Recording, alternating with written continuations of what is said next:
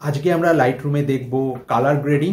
যারা লাইটরুমের পুরনো ভার্সন ব্যবহার করছেন, মানে সিসি 2017 আর 18, ওখানে আপনারা কিন্তু এটা কালার গ্রেডিং নামে পাবেন না, ওখানে আপনারা পাবেন স্প্লিট টোনিং। সো আজকের ক্লাসটার কি বিশেষত্ব আপনাদের বলি। আপনারা যদি ইনস্টাগ্রামে স্ট্রিট ফটোগ্রাফি মানে হ্যাশট্যাগ স্ট্রিট ফটোগ্রাফি বা স্ট্রিট ভিশন ফলো করেন, তাহলে যেসব ছবিগুলো আপনারা পাবেন এগুলো কিন্তু খুব বড় বড় হ্যাশট্যাগ। সো যে ছবিগুলো আপনারা পাবেন ওই ছবিগুলোর মধ্যে না একটা স্পেসিফিক টোন পাবেন। হতে পারে স্পেসিফিক টোনটা কোনো ব্লু টোন হতে পারে, ওটা গ্রিন টোন হতে পারে, ওয়ার্ম টোন হতে পারে, যে কোনো একটা টোন হতে পারে, বা ভিন্টেজ এফেক্টও হতে পারে।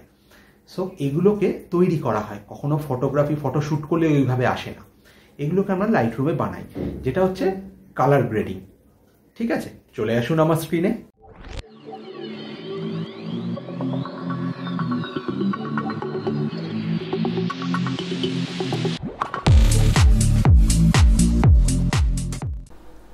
আচ্ছা, আমি একটা ফটো ওপেন করেছি। এটা একটা আউটডোর ইমেজ, যার মধ্যে সানলাইট আছে, স্ট্রিট আছে, ট্রিজ আছে, মানে আমার যেটুকু দরকার আমার কালার কম্বিনেশনটা আছে। আমি চাইলে অন্য ছবিও নিতে পারতাম, বাট আমার এটা মনে হলো যে এটা ঠিকঠাক।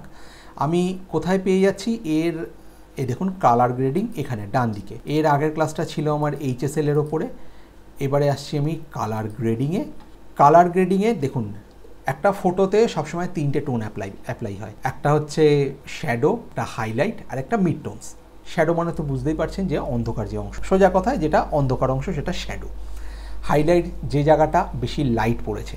এই শ্যাডো হাইলাইটের জন্যই কোনো অবজেক্টকে আমরা 3D হিসেবে দেখতে পাই। যদি শ্যাডো হাইলাইট না থাকতো, ফ্ল্যাট হতো, তাহলে লাইফে সব কিছুই 2D হতো, 3D বলে কিছু থাকতো না। তো আমরা 3D এফেক্টটা পাই শ্যাডো হাইলাইটের জন্য।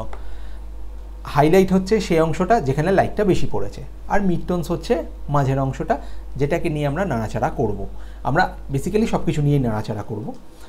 সো প্রথমেই আসছি আমি এখানে মিড টোনসে।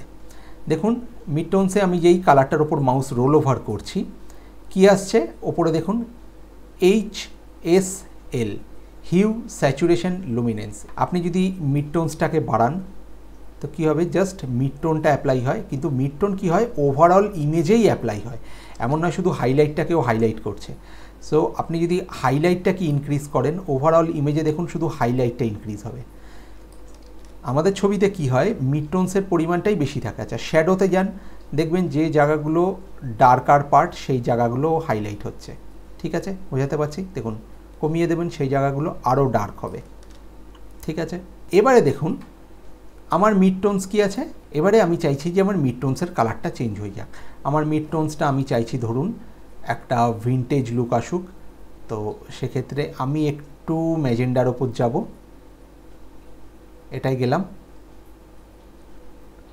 ঠিক আছে, আমি একটু বেশিই রাখলাম না হয়। এবার এটাকে আপনি ইনক্রিজ করতে পারেন বা ডিক্রিজ করতে পারেন। এবার এখানে আপনি একটু ব্যালেন্স অ্যাপ্লাই করতে পারেন। ঠিক আছে, ওভারঅল জিনিসটাকেও কী করবে, ছড়িয়ে দেবে। খুব বড় কিছু নয় এই জিনিসটা, খুব হালকা ফুলকা জিনিস।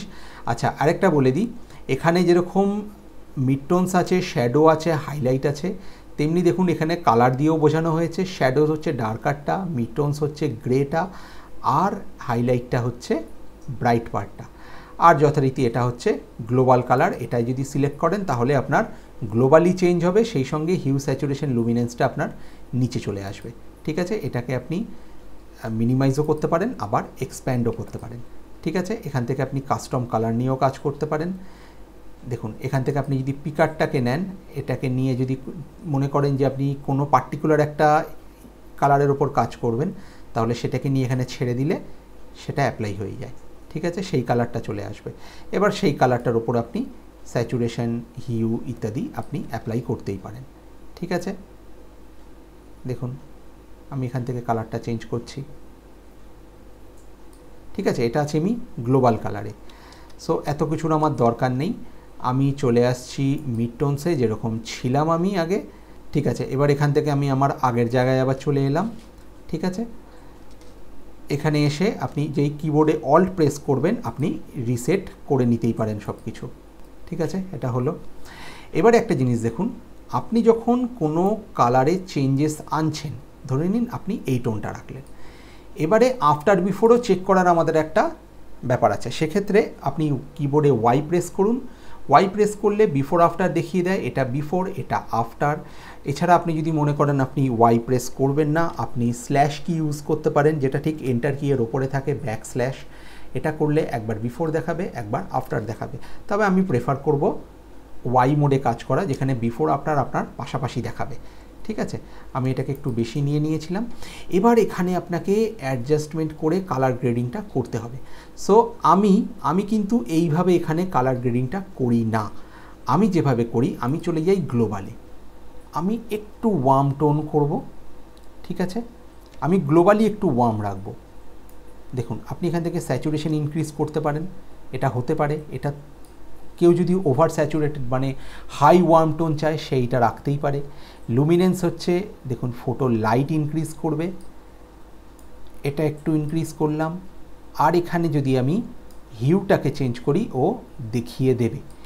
এবার একটা জিনিস বলি, যারা Lightroom CC older version use করছেন, মানে ধরুন 2017 বা 18, সেখানে কিন্তু আপনি কালার গ্রেডিং নামে নাও পেতে পারেন এই অপশানটা। এটাকে আপনি পাবেন স্প্লিট টোনিং হিসেবে। যারা পুরনো ভার্সন ব্যবহার করছেন তারা স্প্লিট টোনিং নামে পেয়ে যাবে। বাট আই প্রেফার কি আপনারা প্লিজ আপগ্রেড করে নিন, তাহলে গ্রেডিংটা আরও ভালো বুঝতে পারবেন। এখন কিন্তু সব জায়গাতেই কালার গ্রেডিং নামেই চলে। ঠিক আছে, এবারে আমি চলে যাব শ্যাডোতে। শ্যাডো কি, যে ডার্কার পার্টটা।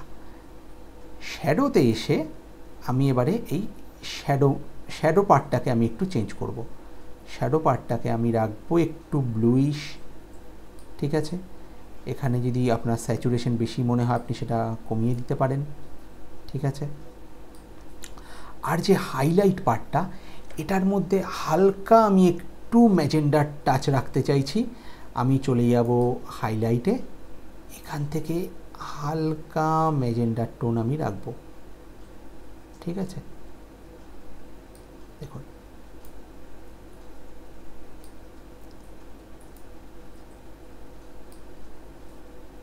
একটু ব্যালেন্স ঠিক করে নেব, এতটা নয়। হ্যাঁ, এটা ঠিক আছে। পারলে ব্লেন্ডিংটা একটু কমিয়ে নেব, কারণ ব্লেন্ডিংটা আমার এই হোয়াইট পার্টে যে ফেন্সিংটা রয়েছে, এটার ওপর একটু বেশি মনে হচ্ছে। সো এটা ঠিক লাগছে আমার।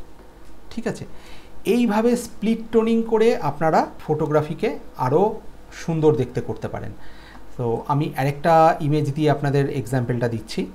আমি নিয়ে নিয়েছি এই ছবিটা। এই ছবিটাতে আমার মনে হচ্ছে একটু কন্ট্রাস্টের অভাব আছে। সো যদি কন্ট্রাস্ট অ্যাপ্লাই করতে হয়, আমি তো প্রথমে বেসিকে যাব, বেসিক থেকে আমি কন্ট্রাস্ট অ্যাপ্লাই করব। ঠিক আছে, বাট এখানে কিছু প্রবলেমস আছে। দেখুন, আপনি যখন কন্ট্রাস্ট অ্যাপ্লাই করছেন, আপনার যে হাইলাইট পার্টটা সেটা বার্ন হয়ে যাচ্ছে, খেয়াল করুন। ঠিক আছে, এটা 0। এই জায়গাটার কিন্তু একটা ডিটেলিং আছে, এই জায়গাটার। এবার আমি যখনই এটার কন্ট্রাস্ট ইনক্রিজ করছি, দেখুন এর ডিটেল কিন্তু হারিয়ে যাচ্ছে। ঠিক আছে, ডিটেল হারালে চলবে না। এটা একদম মানে ফটোগ্রাফির মূল মন্ত্র, ফটোগ্রাফির যেন ডিটেল না হারায়। বাট হ্যাঁ, ফর পারপাস আমরা কিছু ফটোগ্রাফি এমন করে থাকি, ফর পারপাস যেটা, যে সেখানে ডিটেলের দরকার নেই, সেখানে ওভারবার্ন ছবি হবে, সেক্ষেত্রে সেগুলো তো ঠিক আছে। বাট সেগুলো সাধারণত ফ্যাশনের ক্ষেত্রেই হয়।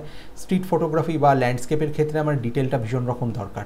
প্রত্যেকটা জায়গায় যেন আলো প্রপারলি থাকে, সবকটা জিনিস যেন বোঝা যায়। আচ্ছা, আমি চলে আসছি হাইলাইটে। হাইলাইটে এসে আমি একটু লুমিনেন্স ডাউন করব, আর চলে যাব শ্যাডোয়ে। শ্যাডোয়ে গিয়ে দেখুন, আমি যদি লুমিনেন্স মানে ব্রাইটনেসটাকে ডাউন করি, তাহলে একটু কন্ট্রাস্ট বেরোচ্ছে। বাট হাইলাইটে গিয়ে আমি একটু ওয়ার্ম টোন দেব, একটু বেশি না।